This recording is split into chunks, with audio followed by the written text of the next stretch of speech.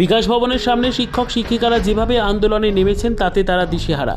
আন্দোলনের কোনো আগামাথা নেই। দমদম বারাকপুর সাংগঠনিক জেলা তৃণমূল কংগ্রেস কার্যালয়ে এসে এমনটাই জানালেন ব্রাত্য বসু। আগে আলোচনা করুক, লিখিত কোনো কমিউনিকেশন নেই। বিকাশ ভবনের সামনে যে সালে এই মুহূর্তে কিন্তু এখনো পর্যন্ত যারা চাকরিহারারা তারা বসে আছে, মানে এই পরিস্থিতির সমাধান কোথায় কি হবে? দেখুন, ওরা তো এসে বসেছিলেন 10-12 দিন আগে, তখন যুদ্ধ চলছিল, আপনাদের খেয়াল হয়তো ওইদিকে ছিল না।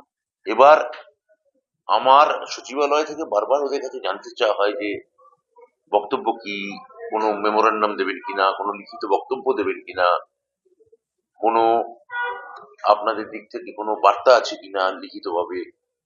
সেগুলো আমরা কোনো রেসপন্স পাইনি, কারণ আমার সঙ্গে দাবিটা কি সেটাই তো জানি না। আর যার দাবি যেটা সেটা আমি বলে দিলাম, যদি এইটা দাবি হয়ে থাকে, দাবি তো লিখিতভাবে কিছু আমাদের কাছে আসেনি। আমি পুরোটাই আপনাদের থেকে জানছি। লিখিত এখনো পর্যন্ত অর্থাৎ একটা বিষয়, যারা এই আন্দোলন করছেন তাদের বিরুদ্ধে পুলিশ যেভাবে নোটিশ দিয়েছে, না গেলে পুলিশ বা প্রশাসনের যে ব্যবস্থাপনা, সেটা নিয়ে রাজ্যের সর্বোচ্চ দুজন আধিকারিক ইতিমধ্যেই সাংবাদিক বৈঠক করেছেন। পুলিশ আধিকারিক, পুলিশ দপ্তর থেকে এটা পরিষ্কার ভাবে তাদের সাংবাদিক বৈঠকে যথাযথভাবে পুরোটাই কভার করে দেওয়া আছে।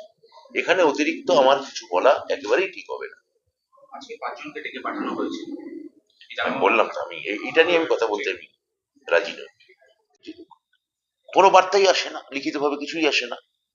তো মিডিয়া থেকে যেটা বুঝতে পারি যে ওরা বলছেন যে প্রিন্সিপাল, যেটা মোদ্দা কথা, যে ওরা পরীক্ষা দিতে চান না, সসম্মানে স্কুলে ফিরতে চান।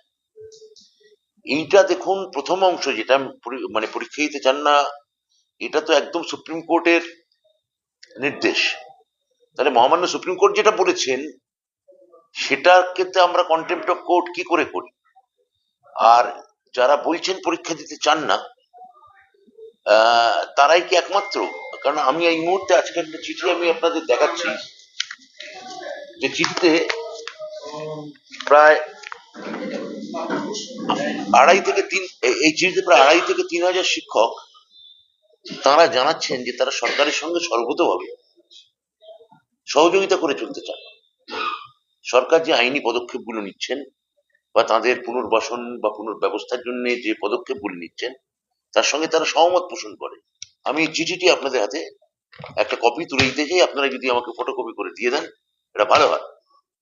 অর্থাৎ যারা ওখানে বসে আছেন তারা একটা অচলাবস্থা করার জন্যই বসে আছেন, কিন্তু সেটা কাঙ্ক্ষিত নয়, সেটা বাঞ্ছনীয় নয়।